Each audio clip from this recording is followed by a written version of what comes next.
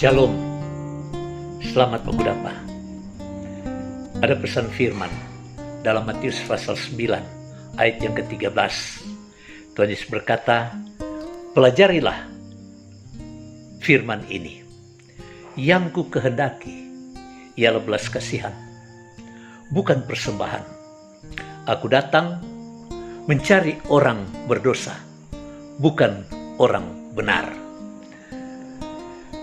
Menaruh belas kasihan, yang ku kehendaki ialah belas kasihan. Apa itu belas kasihan?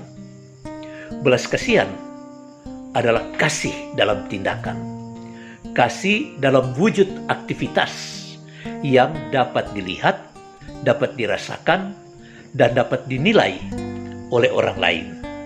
Karena apa? Karena itu aktivitas yang ada di dalam orang-orang yang mengasihi Tuhan. Dan Tuhan bilang, pelajarilah ini. Berarti belas kasihan itu harus dipelajari. Belas kasihan itu harus diaktifkan, diwujudkan, sehingga dapat dirasakan oleh banyak orang. Nah, ada perkataan yang berkata begini, orang dapat memberi tanpa kasih, tapi orang yang memiliki kasih Kristus tidak mungkin tidak ada tindakan kasih. Tidak mungkin dia tidak ada hati memberi. Pemberian bukan selalu diukur dengan materi, bukan selalu diukur oleh persembahan. Walaupun Alkitab mengatakan bahwa lebih berkat memberi daripada menerima. Tetapi apa arti pemberian-pemberian kita itu tanpa didasari oleh kasih? Alkitab mengatakan, jagalah hatimu dengan segala kewaspadaan, karena dari dalamnya terpancar kehidupan. Jadi kehidupan mengasihi, kehidupan memberkati orang, itu ada dimulai dari dalam hati yang dimana Kristus bertakhta di dalamnya. Dengan demikian, maka ketika kita mengambil langkah empati atau langkah simpati untuk memperhatikan sesama, maka kita mulai merasakan ada terpancar dalam hati kehidupan memberkati. Dan Tuhan ingin setiap orang yang diberkati, dia harus menjadi berkat. Mulai dari tutur kata, dia menyampaikan pesan-pesan yang membangun iman. Dia menyampaikan nasihat-nasihat yang dapat memberikan semangat kepada orang.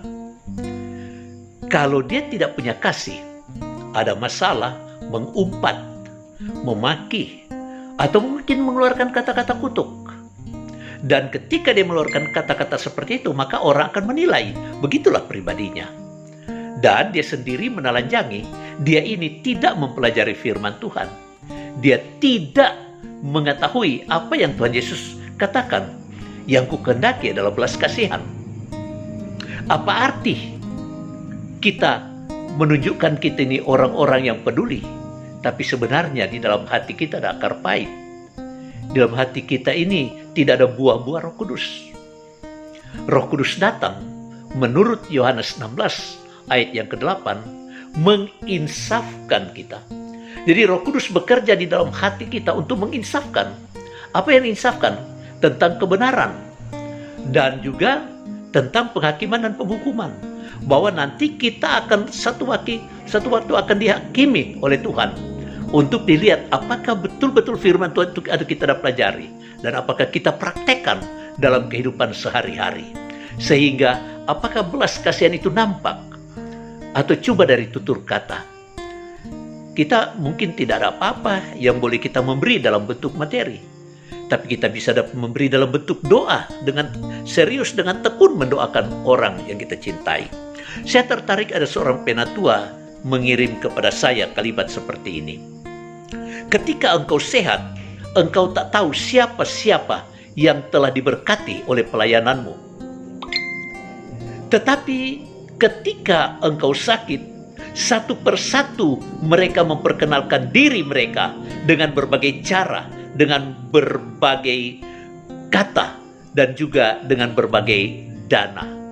Saya tertarik di situ, dia berkata, kita tidak dapat mengetahui, tapi kasih mereka wujudkan ketika kita berada dalam keadaan sakit. Itu sebabnya, marilah sehat ataupun sakit, wujudkanlah kasih Kristus dalam tindakan. Tuhan Yesus memberkati.